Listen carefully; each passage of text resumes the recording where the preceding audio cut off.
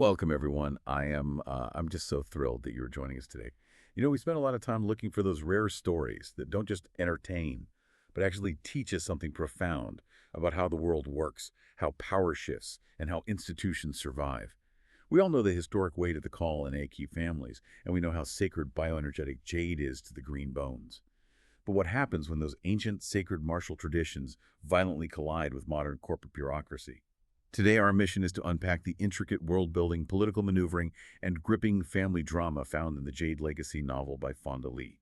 We're jumping right back into the deep end of Kikon, but this time, the stakes have evolved far beyond the alleyways of Janloon. It truly is a remarkable text to analyze. We have a formidable stack of source materials in front of us today, direct excerpts, character maps, chapter snippets, and geopolitical outlines from this sweeping saga. But our goal for you, the listener, isn't just to recap a fantasy narrative that you likely already know inside and out. The mission of this deep dive is to extract the ultimate masterclass in leadership, survival, and globalization from these pages.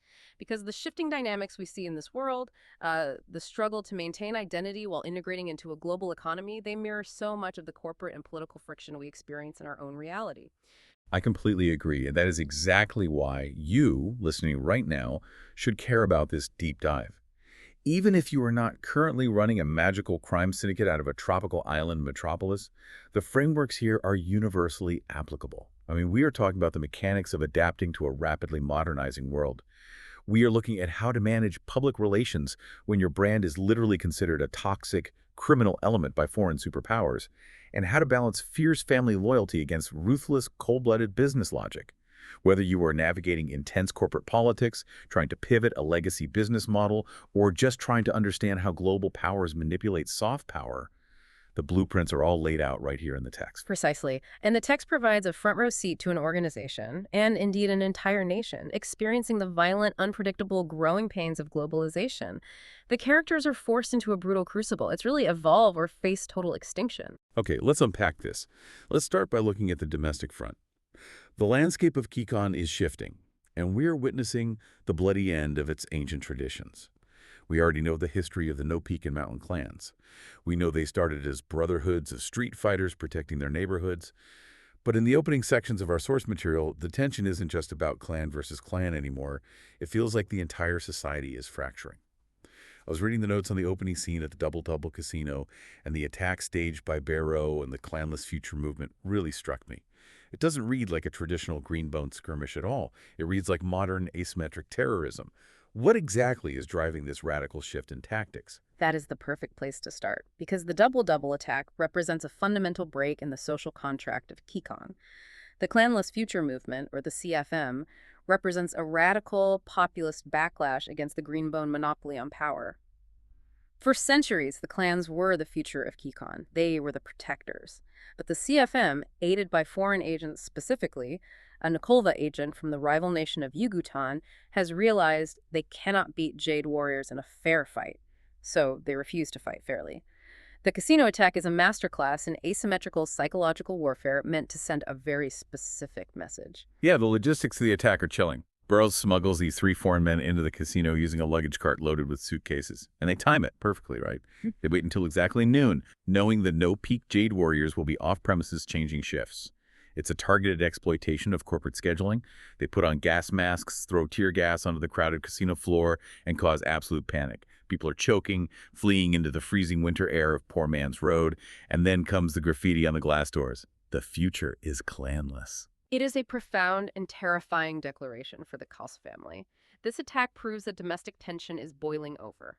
Ordinary people, emboldened by foreign powers who want to destabilize Kikon, are starting to look at the clans not as their heroic protectors, but as tyrannical relics holding the country's economic and social progress back. It's a classic historical pivot. When the protectors become the establishment, they inevitably become the target of the working class. Right.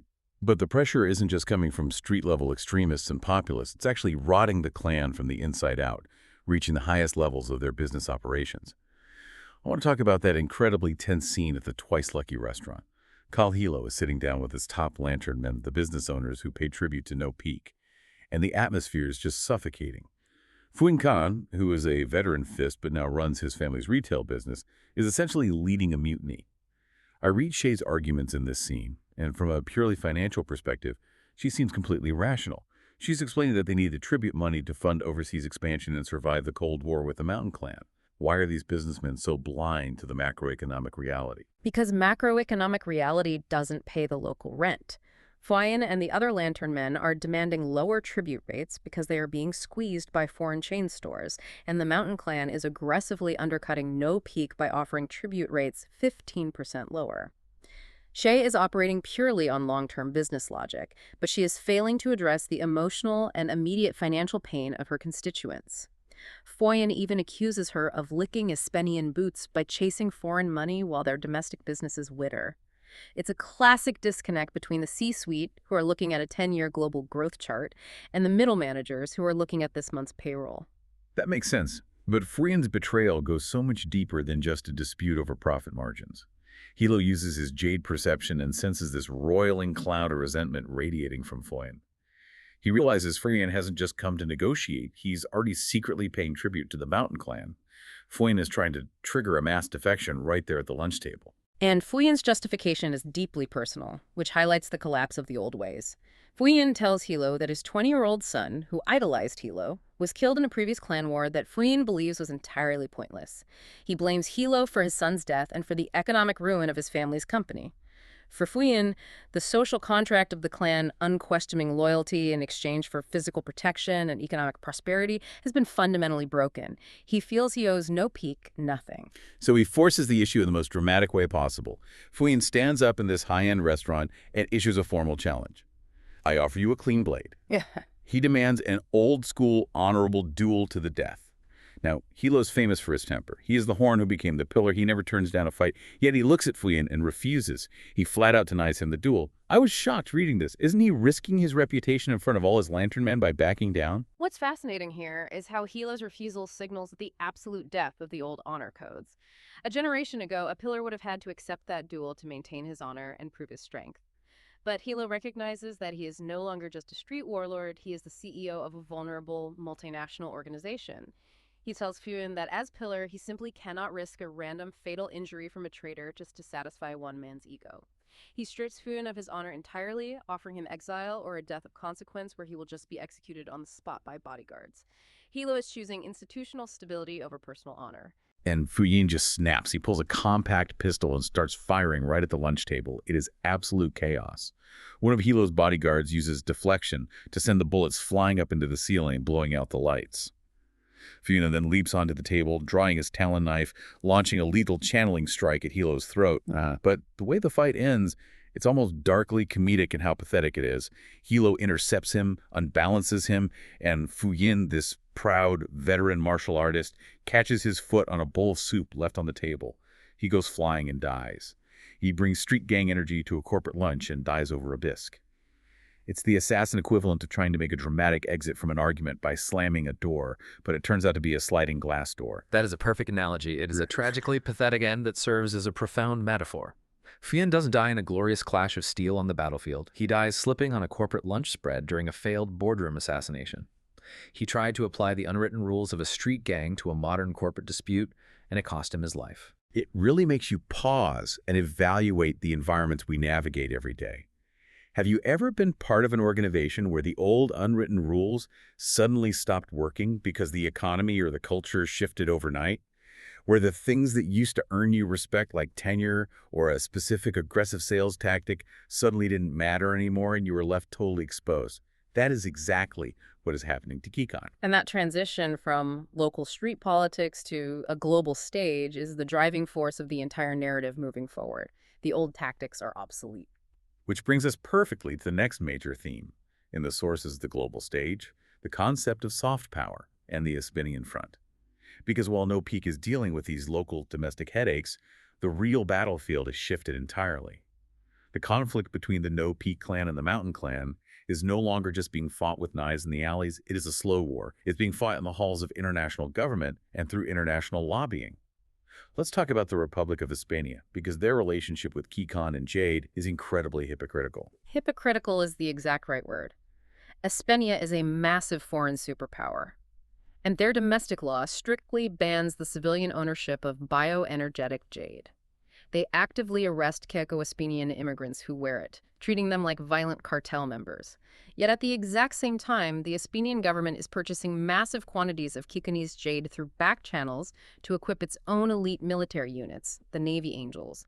They are even funding the development of SN2, a synthetic, refined version of the drug that helps foreigners tolerate jade. They want the power of jade for their military-industrial complex, but they want to criminalize the culture it comes from. So No Peak realizes that if they want to survive economically and not be crushed by the Mountain Clan, they have to break into the Espinian market legitimately.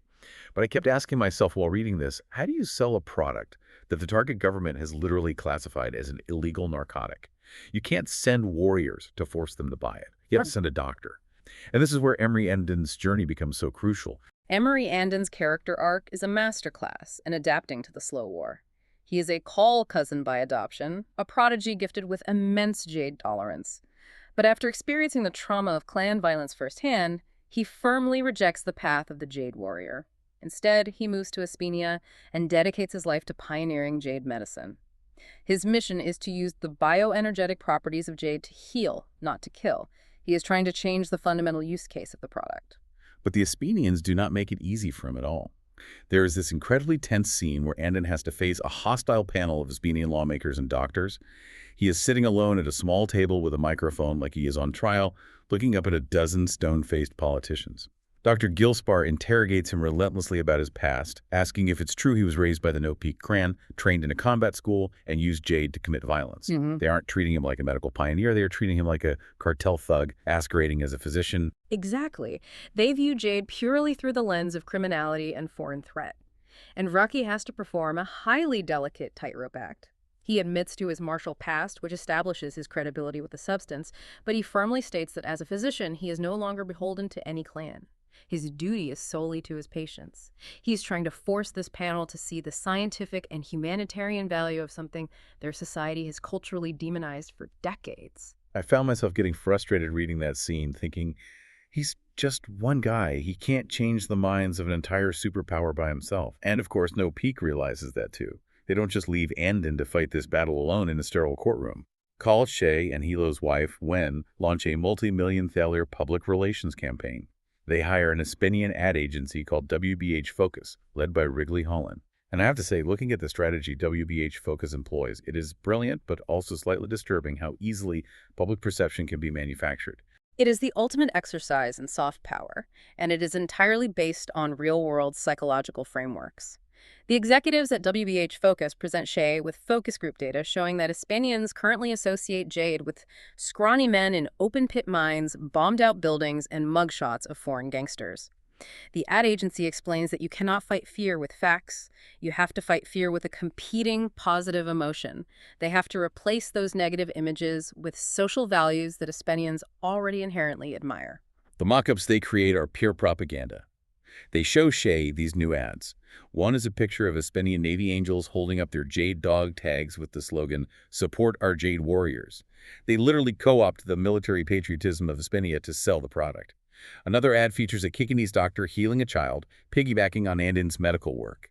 They even use a publicity photo of children training at the Kaul Martial Academy to make it look like a noble, disciplined after-school program rather than a pipeline for street soldiers. Shay realizes that No Peak cannot win a military war against a superpower like Espinia. So they fight a culture war.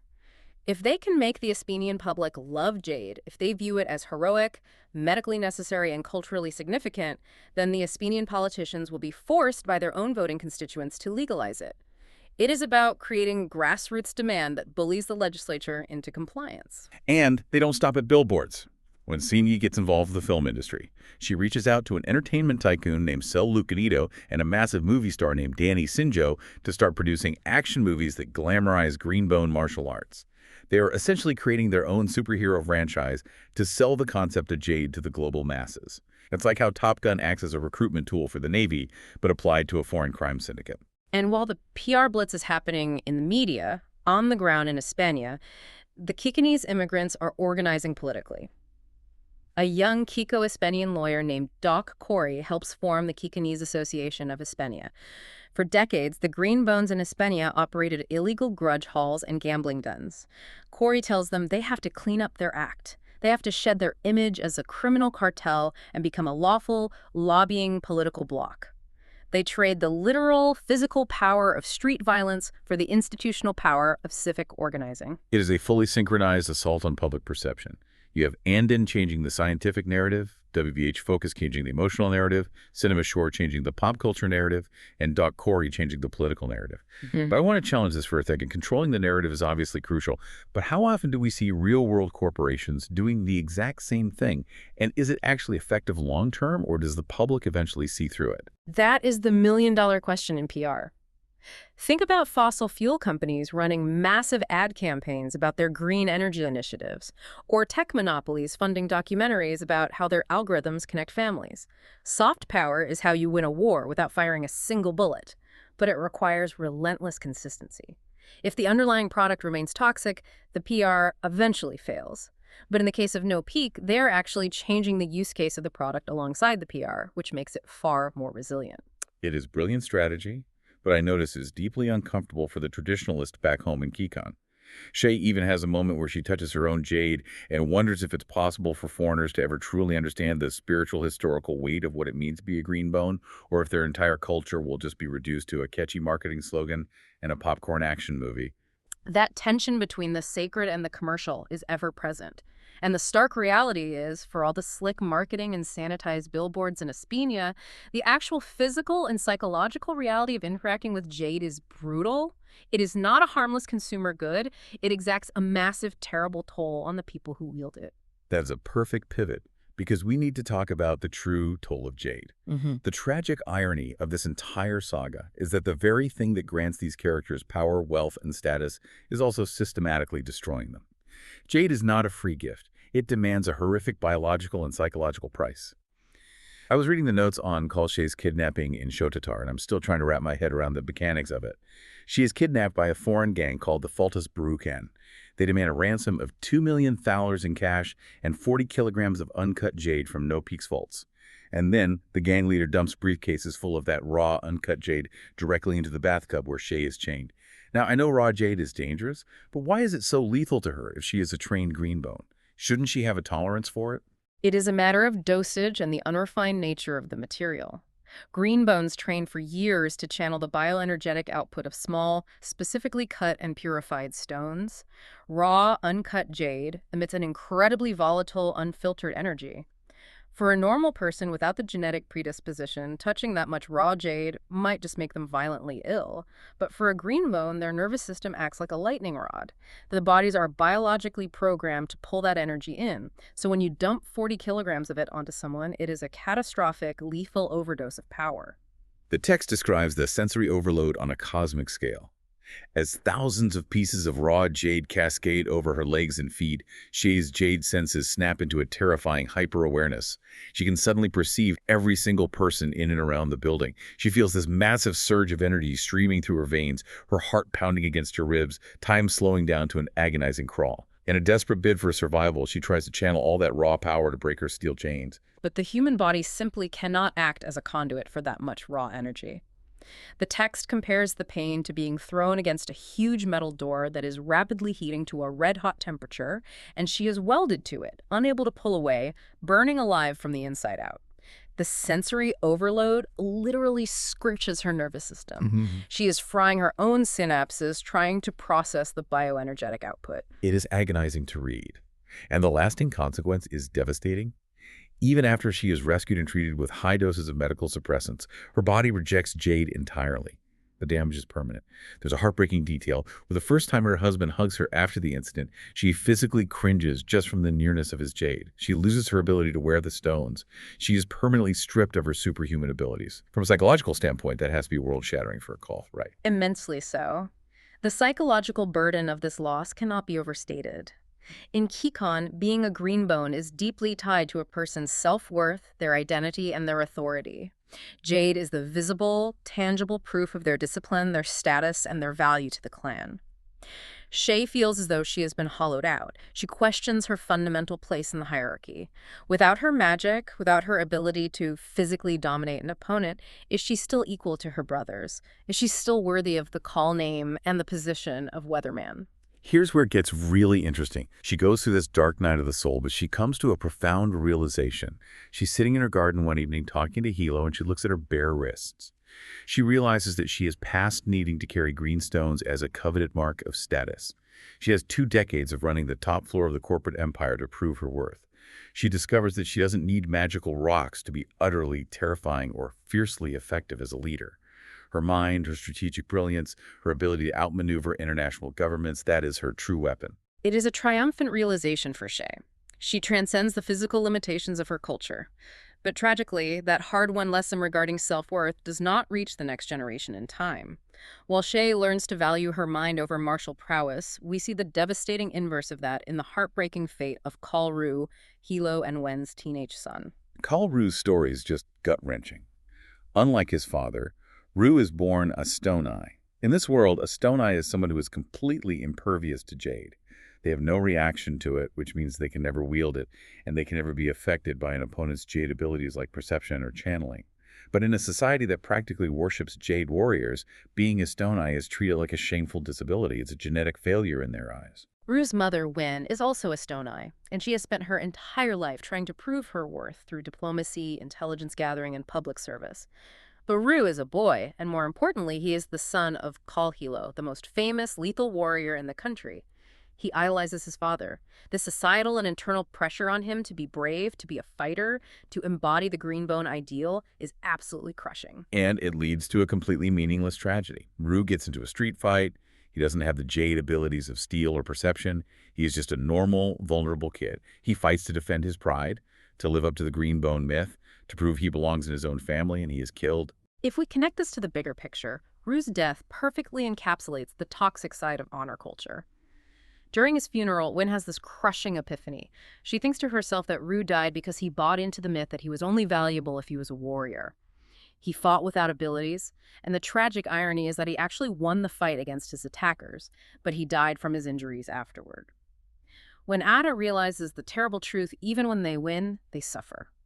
The culture they created to make themselves strong, to protect their nation, ended up killing their own son simply because he felt he had to prove he wasn't a coward. It's a devastating critique of the world they've built.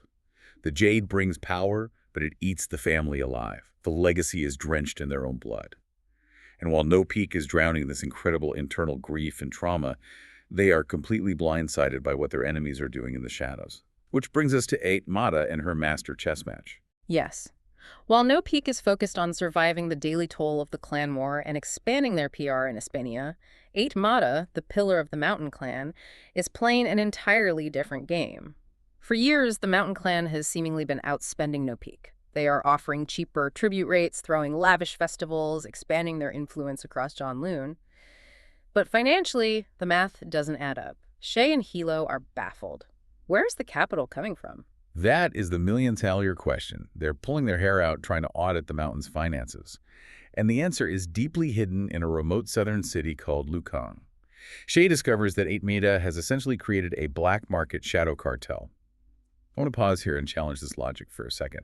I was reading the notes on this smuggling route, and from a purely economic, nationalistic standpoint, isn't 8 Mata right? If Kikon doesn't monopolize the global trade, Hispania will. Isn't she just doing what it takes to protect her country's primary resource, even if her methods are illegal? You are hitting on the exact justification 8 Mata uses in her own mind. She views herself as the ultimate patriot.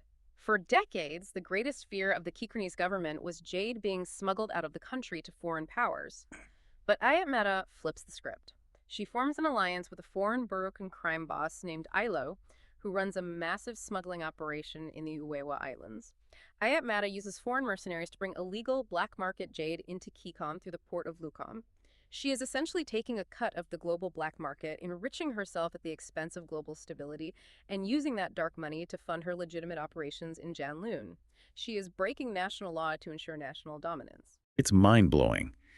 The Mountain Clan is supposed to be the staunch defender of traditional Kikonese values, but 8 Mata is secretly employing foreign gangsters to traffic illegal jade onto their own shores.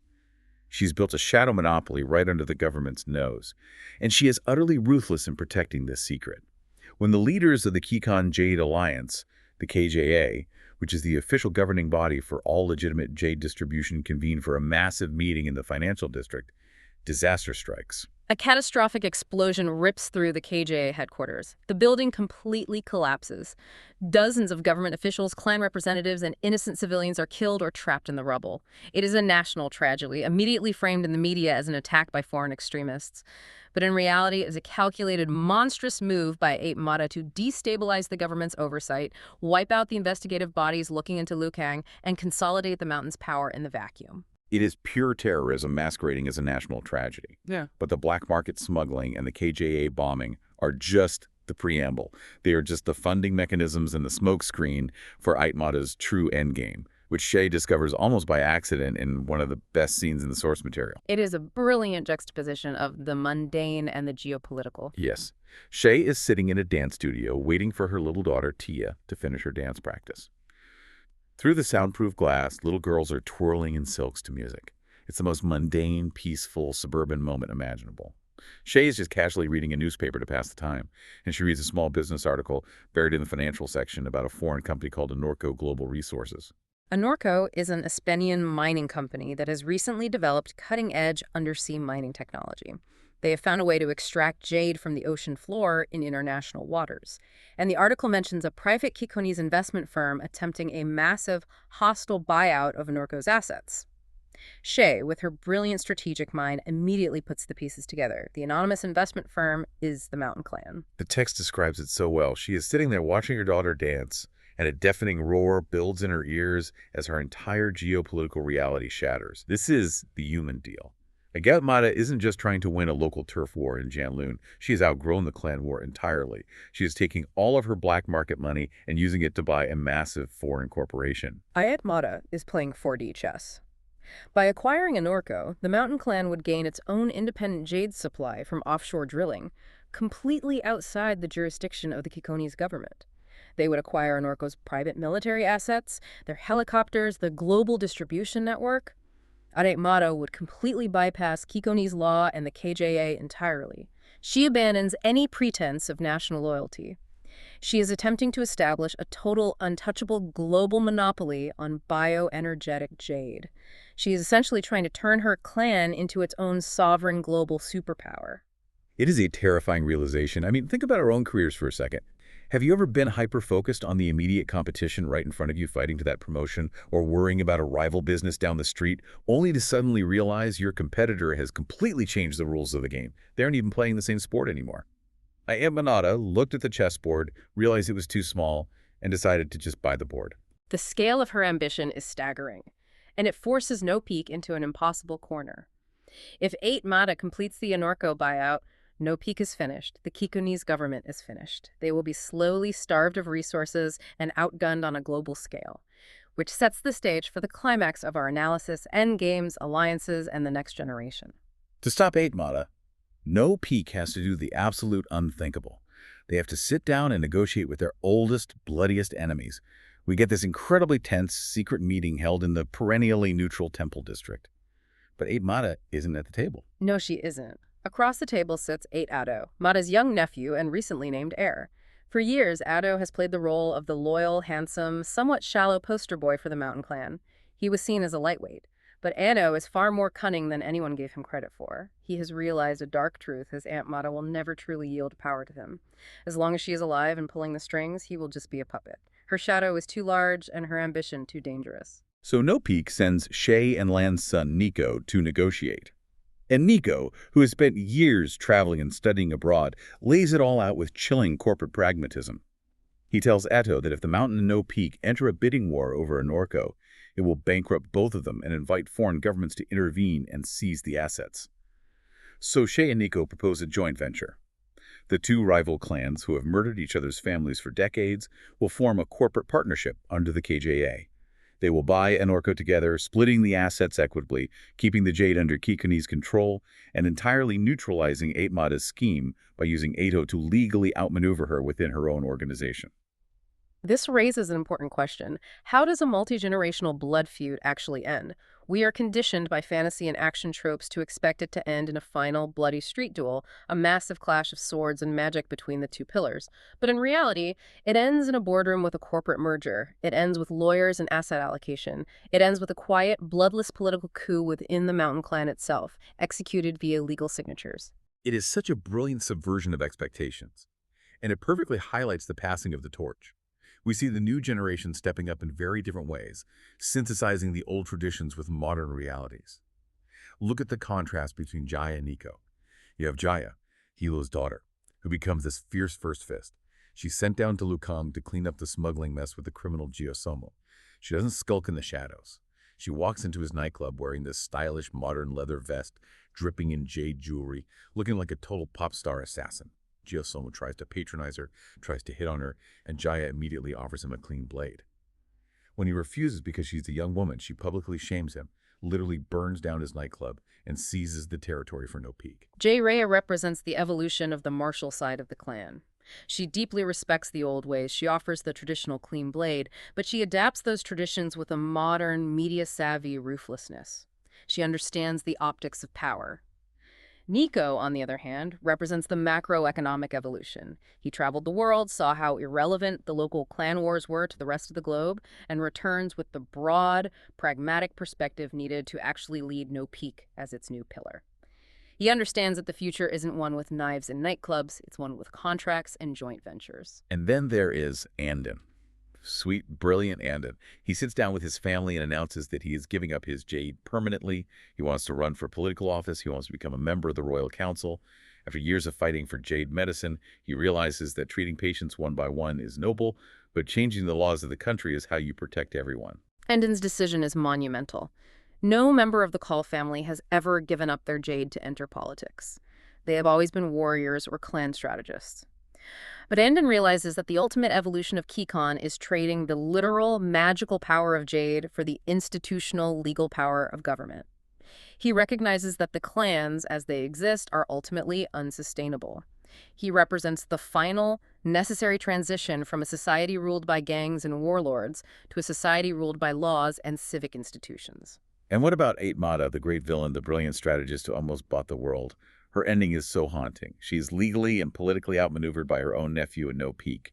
She surrenders to avoid a civil war. She is stripped of all her jade, put through the agonizing physical withdrawal process, and forced into exile. The contrast between the generations is jarring. You have Jaya, young and fiery, dominating the streets with modern flair, and then you see Afayat Mata in her final scene. And Shadian goes to read her the official terms of her exile.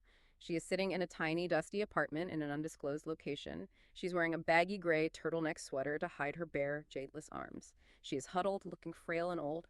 The fearsome warlord who terrorized the nation, ordered bombings, and nearly bought a global corporation is reduced to a quiet, powerless old woman staring out a narrow window at a city that no longer fears her. She tells Andon that she only ever wanted to unite the clans to protect Kikon from the rest of the world.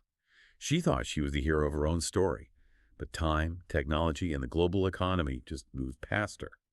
She refused to evolve her mindset, so the world left her behind. So what does this all mean?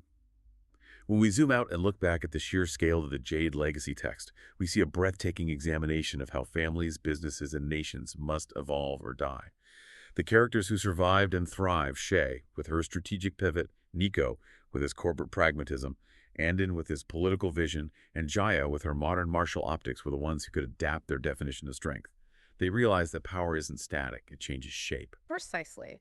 The true legacy in this story isn't the magical green stones. The legacy is the resilience to change your own rules when the world changes around you. Whether you, the listener, are dealing with international business expansion, adapting to disruptive new technologies in your industry, or simply navigating the heavy, complicated weight of family expectations, the ability to synthesize the old traditions with new realities is the ultimate survival trait.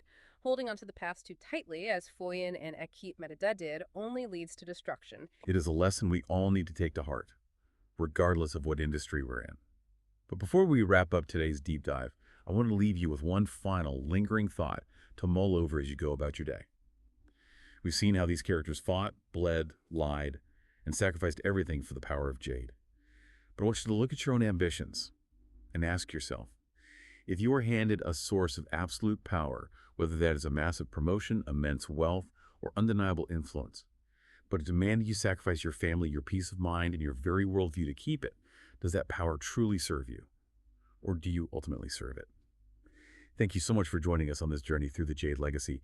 Keep exploring, keep questioning the world around you, and we will catch you on the next deep dive.